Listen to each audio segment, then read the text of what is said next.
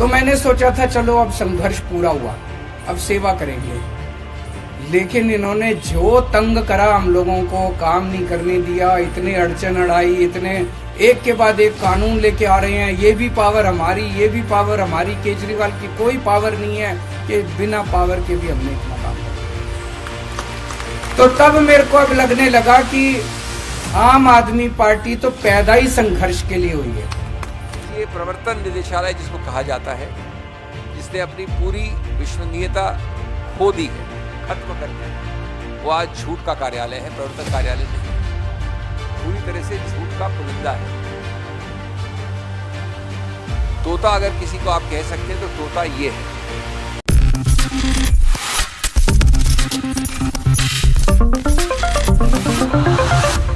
नमस्कार, next 9 news देख रही है आप और मैं हूं आपकी साथ प्रज्ञा सिंह। स्वागत है आप सभी का मेरे खास प्रोग्राम सत्ता से सवाल में। सत्ता से सवाल में आज बात दिल्ली के पूर्व उप मुख्यमंत्री मनीष सिसोदिया की। मनीष सिसोदिया जो तिहाड़ जेल में बंद है और 11 दिसंबर को अब उनकी जो न्यायिक हिरासत है उसका वक्त खत्म होने वाला है और सुप्रीम कोर्ट में एक बार फिर से मनीष सिसोदिया ने जमानत याचिका दाखिल कर दी है। ऐसे में कई बड़े सवाल जो एक बार फिर से अब सामने आ रहे हैं कि क्या इस बार मनीष सिसोदिया को सुप्रीम कोर्ट से वो बड़ी राहत मिल पाएगी। जिस तरह से तमाम दावे मनीष सिसोदिया के पक्ष को रख रहे वकील अभिषेक मनु सिंघवी करते हुए नजर आए हैं कई बार, किया एक बार फिर से वो मनीष सिसोदिया के पक्ष में वो तमाम दावे सुप्रीम कोर्ट के सामने रख पाएंगे जिसके बाद उन्हें जमानत मिल पाए। दरअसल आपको बता दें कि मनीष सिसोदिया की जमानत याचिका को बीते 30 अक्टूबर को खारिज कर दिया था सुप्रीम कोर्ट ने और इसके बाद देखा गया कि पूरे एक महीने के बाद मनीष सिसोदिया फिर से अदालत का दरवाजा खटखटाते हैं और जमानत याचिका दाखिल कर देते हैं। बता दें कि मनीष सिसोदिया की जमानत याचिका पर 11 दिसंबर को अब सुनवाई होगी और इस दौरान सुप्रीम कोर्ट इस बात पर फैसला लेगा कि मनीष सिसोदिया की जमानत याचिका पर सुनवाई होनी चाहिए या नहीं, दलीलें रखी जानी चाहिए या नहीं। और ऐसे में वो कई बड़े सवाल जो बार बार सामने आ रहे थे, क्या मनीष सिसोदिया को राहत मिलती हुई नजर आ सकती है या नहीं।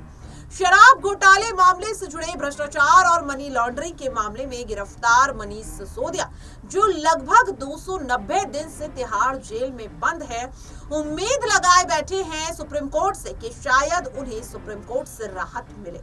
जमानत याचिका पर 11 दिसंबर को फैसला होगा, लेकिन इससे पहले आपको बता दें कि मनीष सिसोदिया बीते 11 नवंबर यानी कि पूरे एक महीने पहले जेल से बाहर निकले थे अंतरिम जमानत पर और इस दौरान देखा गया कि वे अपनी बीमार पत्नी सीमा सिसोदिया से मुलाकात करने जाते हैं। तो ये जो एक महीने का गैप देखा जा रहा है मनीष सिसोदिया को जमानत मिलने पर और उनकी जमानत याचिका खारिज होने पर, क्योंकि 30 अक्टूबर को जमानत याचिका खारिज की गई सुप्रीम कोर्ट में और देखा गया कि 30 नवंबर को फिर से मनीष सिसोदिया सुप्रीम कोर्ट का दरवाजा खटखटाते हैं।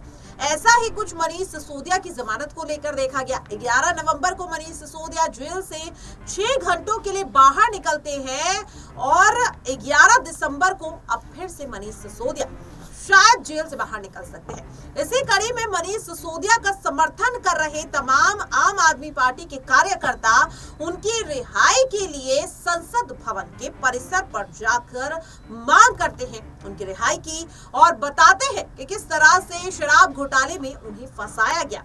जानकारी दे दें कि दिल्ली के मुख्यमंत्री और आप संयोजक अरविंद केजरीवाल भी मनीष सिसोदिया के जेल जाने से काफी ज्यादा कमजोर अपने आप को महसूस कर रहे हैं। इसीलिए तो भरे मंच से मनीष सिसोदिया पर एक भावुक करने वाला बयान वे देते हुए नजर आए। सुनिए जरा।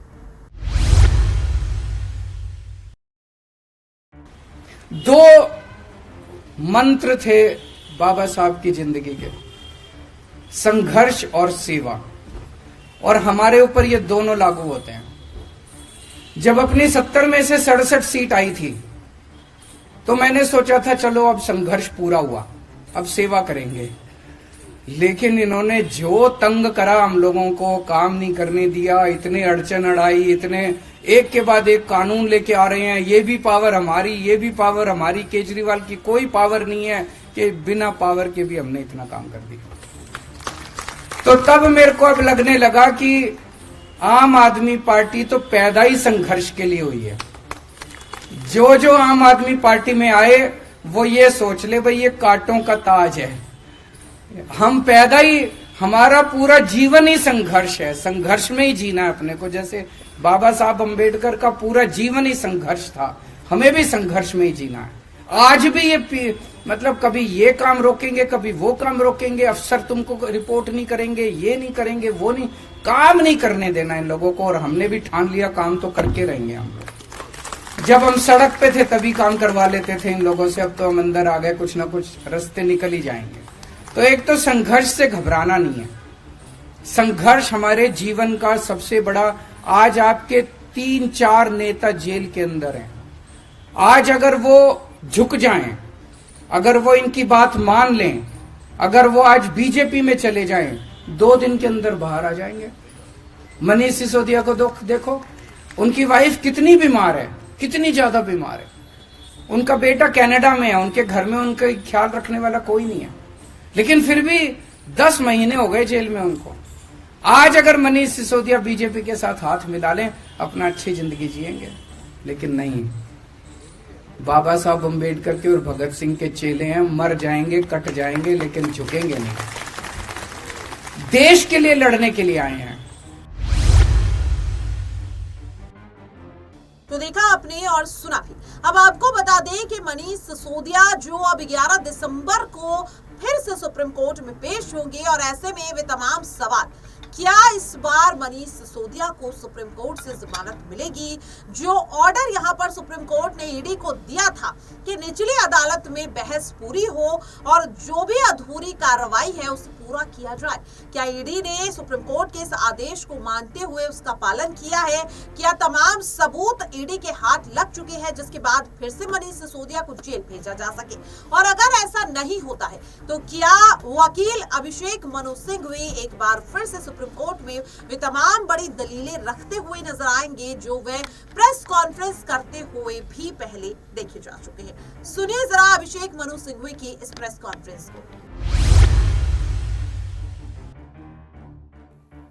आज ये प्रवर्तन निदेशालय जिसको कहा जाता है, जिसने अपनी पूरी विश्वसनीयता खो दी है, खत्म कर दी है, वो आज झूठ का कार्यालय है, प्रवर्तन कार्यालय नहीं है। पूरी तरह से झूठ का पुलंदा है। तोता अगर किसी को आप कह सकते हैं तो तोता ये है। और आप तोते की पूरी प्रक्रिया देख रहे हैं। जो मुद्दे कानून के उठाए गए हैं उच्चतम न्यायालय में, वो अभी तक लंबित हैं, छत्तीसगढ़ के विषय में लंबित हैं। 22 तारीख को उनकी सुनवाई होने वाली है अन्य केसेस में। उन मुद्दों में ये मुद्दा भी है कि आप किसी को बुलाते हैं, बताते नहीं हैं कि वो साक्ष्य है, अभियुक्त है, और अपनी मनमर्जी से आखिरी समय पे उसको अरेस्ट करें या न करें।